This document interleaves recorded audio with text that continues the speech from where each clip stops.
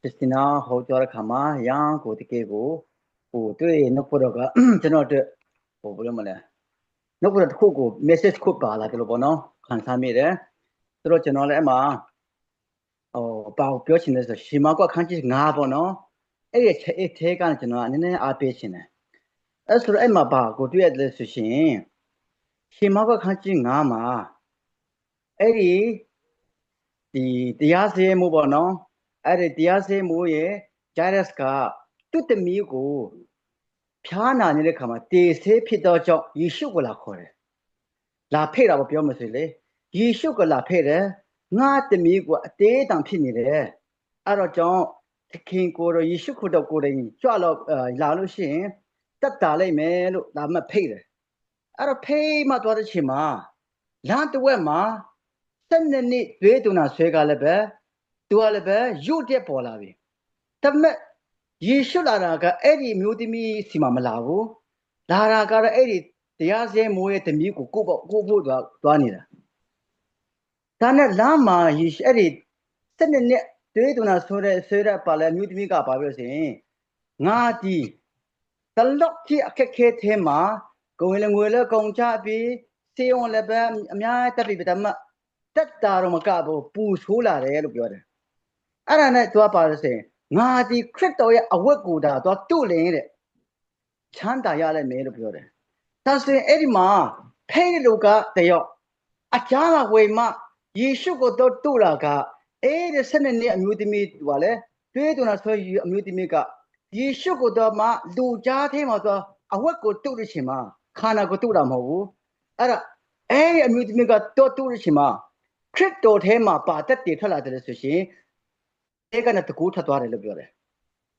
အဲ့ဒီတကူကဘသူစီတယောက်တယ်လဲဆိုရှင်အဲ့ဒီ12နှစ်လူနာဆွဲတဲ့အမျိုးသမီးပုံမှာတယောက်သွားတယ်အဲ့ဒါနဲ့ယေရှုကလမ်းသွားတဲ့လူဦးတဲမှာလမ်းသွားနဲ့ရက်သွားတယ်လို့ပြောတယ်ဘာပြောတယ်လဲဆိုရှင်နော့ကိုလိုက်ပြီးမှငါ့ကိုဘသူတုတ်တယ်လဲလို့မေးတယ်အဲ့ဒါနဲ့တပည့်တော်ကဘာပြောလဲဆိုရှင်ကိုတော်ကလည်းလူတလောက်တေးသွားတဲ့ချိန်မှာသူတလောက်အုပ်တော့ဗာလဲအများသွားတဲ့ချိန်မှာထိမိမှာပေါ့တိုက်မိမှာပေါ့အဲ့ဒါကဘယ်လိုပြောတယ်လဲလို့ပြောမဟုတ်ဘူးတဲ့ငါသေးကနဲ့တကူထွက်သွားပြီတဲ့အဲ့ဒီတကူကအဲ့ဒီ12နှစ်ဗာလဲအမျိုးသမီးစီမှာရောက်သွားတဲ့ခါမှာချက်ချင်းအဲ့ဒီအမျိုးသမီးကိုသူ့ယောဂကိုပြောက်သွားတာအဲ့တူတုံလို့ပြီးမှဘာပြောမှမသိဘူးသူကလန့်ပြီးမှလဲကြောက်မှနေတဲ့ခါမှာယေရှုရက်ပြီးမှဘသူလဲလို့ပြောတဲ့ခါမှာအဲ့ဒီ12နှစ်ဒုက္ခရောက်နေတဲ့အမျိုးသမီးကိုသူကကြာမှချင်းရောက်သွားတယ်ပြောချင်တဲ့အရာကတခါတည်းကျွန်တော်တို့ကလည်းပဲကိုလိုချင်တာကတမျိုး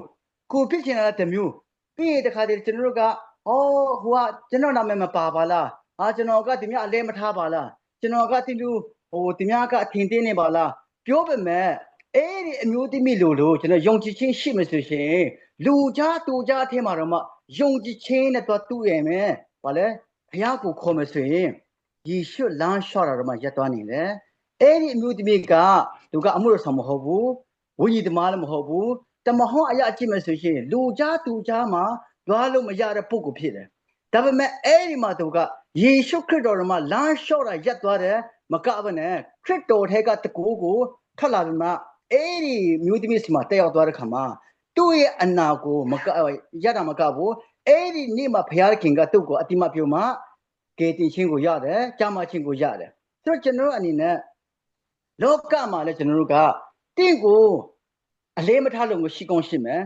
တင့်ကိုဂရုမစိုက်လို့ရှိကောင်းရှိမယ်ဒါပေမဲ့တင့်ကိုစိတ်ဝင်စားတဲ့ပုဂ္ဂိုလ်ကယေရှုဖြစ်တယ်အဲ့ဒီခရစ်တော်ဟာကျွန်တော်တို့ကနဲ့အခက်ခဲထဲကနဲ့ခရစ်တော်ကိုခေါ်စမ်းပါခရစ်တော်ကိုတူစမ်းပါကျွန်တော်အဲ့ဒါကိုအားပေးခြင်းနဲ့တင့်ထဲမှာဘုရားသခင်လိုအပ်နေတဲ့အရာကတင့်ထဲကနေပဲဘုရားသခင်ကဆွေးထုတ်ဖို့ရလိုအပ်နေတိုးတော်ရလည်းပဲအဲ့ဒီဆွေးထုတ်ဖို့ရကခရစ်တော်ထဲမှာရှိတဲ့တကူကိုတင့်ထဲမှာရှိလာမှာပဲတင်ကဆွေးထုတ်နိုင်မှာဖြစ်တယ်အဲ့ဒါမဟုတ်ဘူးဆိုရှင်တင်က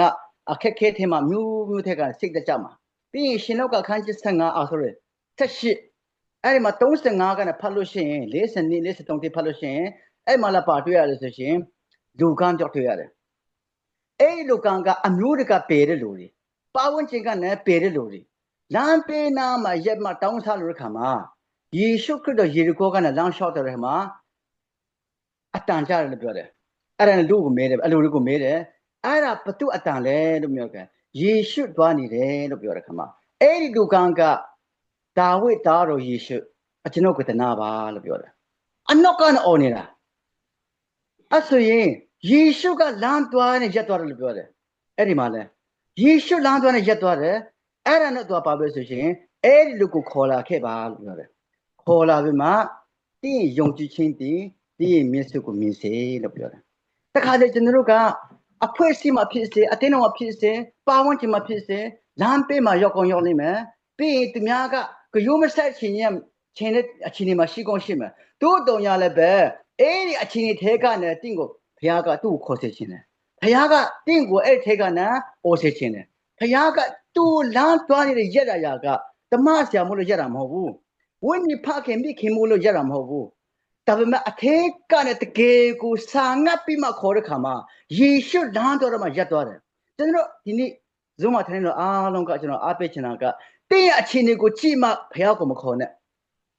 ဘုရားတကယ်တကူကဘုရားတကယ်ချစ်ချင်းမြတ်တာကဒီနေ့တင်းယုံကြည်မှခေါ်မယ်ဆိုတင်းရဲ့အခြေအနေကိုပြောင်းလဲသွားနေတယ်တင်းရဲ့အခြေအနေကိုကြည့်မယ်ဆိုရင်ဘယ်သူမှလည်းမကူနိုင်ဘူးဘယ်သူမှလည်းဂရုမစိုက်နိုင်ဘူးဒါပေမဲ့ဘုရားတကယ်ကတင်းရဲ့အခြေအနေကိုပြုတ်ပင်ပြောင်းလဲပေးတဲ့ပုဂ္ဂိုလ်ဖြစ်တယ်ဆိုတာကျွန်တော်တို့အားလုံးကသိစေချင်တယ်အဲကြောင့်မို့မြို့မှာပဲရှိတော့မှာပဲရှိဒီနေ့ကတင်းဟာမင်္ဂလာရှိဖို့ရည်ကြည်တယ်တင်းထဲကတကူထလာဖို့ရည်ကြည်တယ်တင်းထဲကခရစ်တော်ကိုလမ်းတွိုင်းနဲ့ရက်တန်းနေတဲ့ယုံကြည်ခြင်းရှိဖို့လိုတယ်အဲ့ဒီအရာကအရန်ရည်ကြည်တယ်အဲကြောင့်မို့ဒီနေ့ကဘာကြီးကခက်ခဲရှိတယ်အခုဒီနေ့နဲ့ဆိုရင်ဆရာကျော်နေကမျိုးပေါ့နော်ကဘာကြီးအကြောင်းကိုပြောတော့တယ်အခုမြန်မာနိုင်ငံချင်းတဲ့သူလို့ပါနော်မြန်မာနိုင်ငံချင်းတဲ့တကယ်ကိုခက်ခဲရှိတယ်ဒါပေမဲ့ဘယ်လိုလာမလဲဆိုပြောလို့လည်းမရဘူးအဲ့တော့ကျွန်တော်အခက်ခဲသေးကနဲ့ဘုရားကိုခေါ်ရအောင်အခက်ခဲသေးကနဲ့ဘုရားခင်ကိုချင်းကပ်ရအောင်ဘုရားခင်ကကျွန်တော်ဘေးမှာရှိတယ်ဒါပေမဲ့ဘုရားခင်ကတင့်ရဲ့ယုံကြည်ခြင်းကိုစောင့်နေတယ်တင့်ရဲ့ယုံကြည်ခြင်းအတောင်ကိုဘုရားကစောင့်နေတော့ကြောင့်ကျွန်တော်အားလုံးအခက်ခဲသေးကနဲ့ပါဝင်ခြင်းကပေထားပေမဲ့ပါဝင်ခြင်းကဂရုမဆက်ပေမဲ့တင့်ရဲ့ယုံကြည်ခြင်းအဲ့ထဲကနဲ့အတောင်ထပ်ပေးပါဘုရားခင်ကတင့်ရဲ့အခက်ခဲသေးကနဲ့ဆွေးထုတ်နေတဲ့ဘုရားဖြစ်တော့ကြောင့်ကျွန်တော်အားလုံးကိုမိမိရဲ့အခြေအနေကိုတော့မကြည့်ပဲနဲ့ကျွန်တော်ကိုယ်ကရဲ့ယေရှုခရစ်တော်ဟာအဲ့ဒီအခြေအနေကိုပြုတ်ပြင်ပြောင်းလဲပေးနေတယ်ဆိုတာကိုကျွန်တော်ယုံကြည်မျှော်လင့်ပြီးမှအသက်ရှင်ကြရအောင်လို့ပေါ့နော်ဒီနေ့နဲ့နောက်ပေါ်တာခွန်ရတဲ့မှာကျွန်တော်လည်းအငြင်းငယ်တက်တက်ခံချင်းပြပါအားလုံးပေါ်လည်းဖျားရှင်ကောင်းချီးပါစေအာမင်အာမင်အာမင်